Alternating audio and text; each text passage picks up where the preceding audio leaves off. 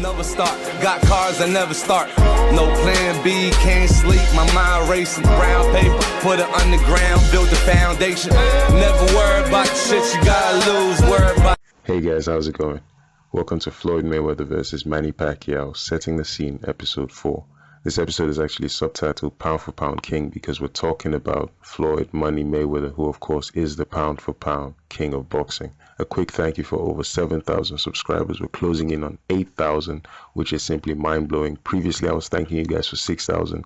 This channel is truly growing at an exponential rate. And of course, this is all down to the true boxing fans who like, comment, subscribe, and of course, share my videos.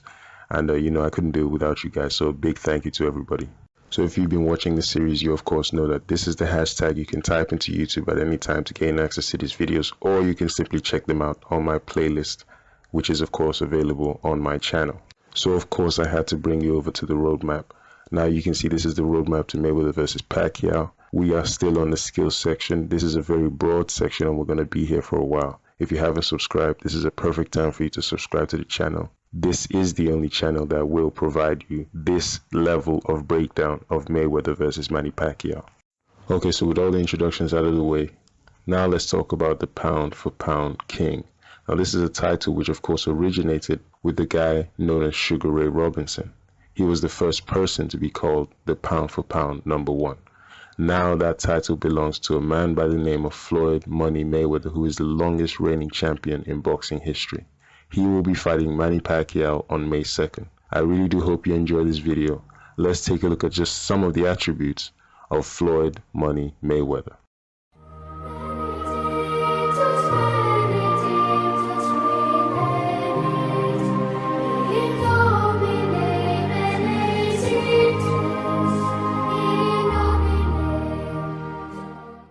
It has recently come to my attention that a large number of people simply don't know who Manny Pacquiao is actually going to be fighting on May 2nd. They know his name, they've seen some of his fights, but they actually don't know who he's going to be fighting. He is going to be in the ring with not only the hardest working man in boxing, with a training ethic like nobody else, but he's also going to be in the ring with the most intelligent fighter in boxing, and quite possibly the most intelligent fighter in boxing history. Definitely the guy who knows how to make adjustments better than anybody else who's ever come before him. This is something that they need to understand and something that this series will help to bring out. Now, the uphill task isn't with Floyd Mayweather. Anybody who knows boxing knows it is not Floyd who has the uphill battle in this fight. I'm not going to say who it is, but you can work it out. Okay, so the first thing we're going to talk about in this particular video is the right hand lead, or the straight right hand of Floyd Money Mayweather. Now we know this is his most effective punch and has been since the beginning. That's what we're going to talk about now. We're going to take a look at some examples of the straight right hand and just talk about the effectiveness of this punch for Floyd. The cold reality of the situation is that Mayweather's right hand is still the most accurate right hand in boxing today. The way in which this punch is delivered by Floyd means that it is also one of the quickest punches that you will have to deal with in the ring. Even at the age of 38, Mayweather hasn't lost a single step when it comes to shooting his right hand. It is still his most effective weapon, and it is the most effective punch against a Southpaw. Now you have to ask yourself, how well do you think Pacquiao will be able to deal with a right hand that has absolutely no telegraphing signals, no tells, no flaring? Mayweather's right hand is one of the quickest from point A to point B, with absolutely no signals that he is going to throw this punch. Okay, this is a question that has to be in the back of your mind. This is still the most effective punch against a Southpaw, and Mayweather still possesses the best right hand and the most accurate right hand in boxing today.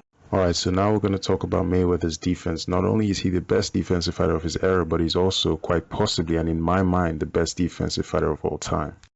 This guy, you're right, he rolls the shoulders. He can load shots off the ropes, and he's choosing to mix with Cotto. Good inside fighter when he gets the opportunity. And only just missed with it as well, so something should try. And only just missed with it as well, so something should try. He can load shots off the ropes, and he's choosing to mix with Cotto. You know, one thing which I do find funny is whenever you talk about Floyd's defense, people immediately talk about the shoulder roll and the Philly shell. And they say, oh, but you know, the Philly shell doesn't really work against the Southpaw.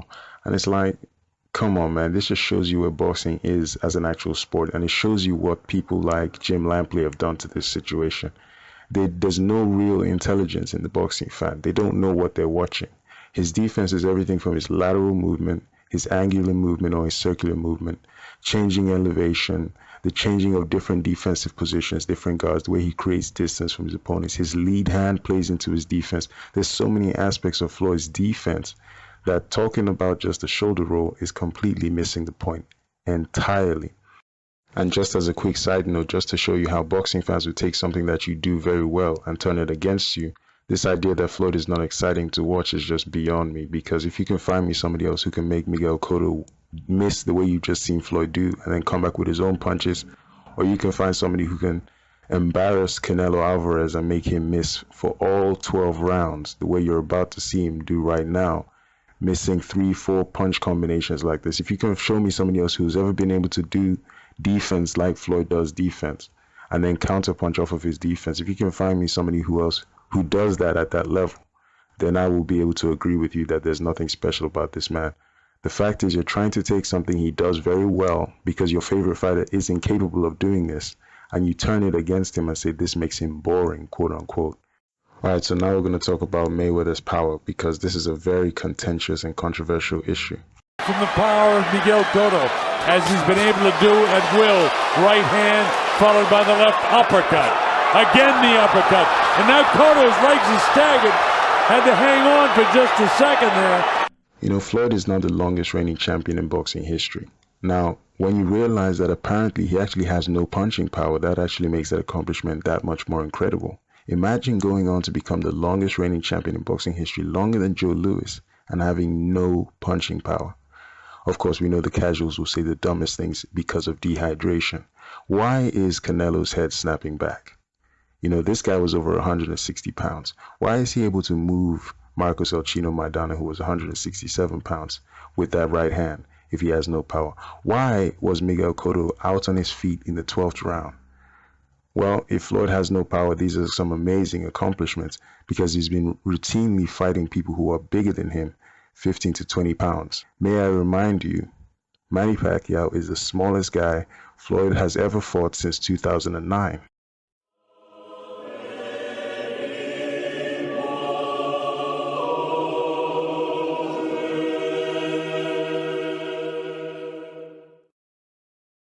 Now we move on to talking about an aspect of Floyd which is actually one of his biggest advantages over Manny Pacquiao, which is the fact that he's a cerebral fighter, which basically means that this is an intelligent man that uses his brain in the ring more so than anybody else in boxing today. When it comes to making adjustments and making them quick, Floyd stands alone.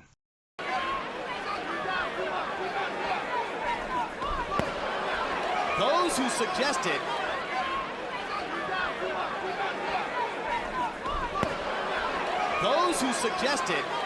Of course, the real boxing fans who actually watch fights know what I'm going to be talking about. Floyd gets to the point versus Abjuda where he decides to walk him down and go to the body. Here we see him do the pull counter there where he misses the right hand, and look at the improvisational skills, the quick thinking, the brilliance to land that left hook to the body, and Judah really felt that left hook to the body.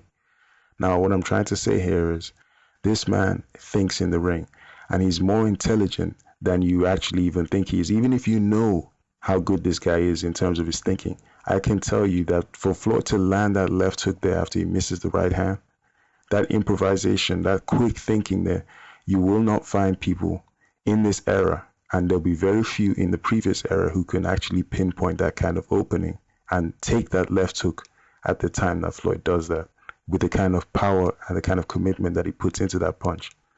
So once again, this was just a very quick example.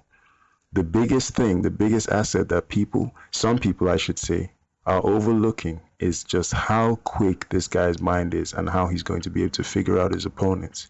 You hear him tell you in the interviews, I can figure out a guy instantly. If you think that's something that you can just think is something that everybody has or everybody possesses, you're wrong, because that is a once in a lifetime skill set. I hope you enjoyed this video.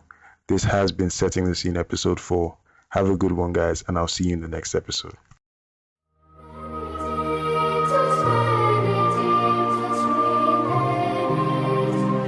You know me, baby,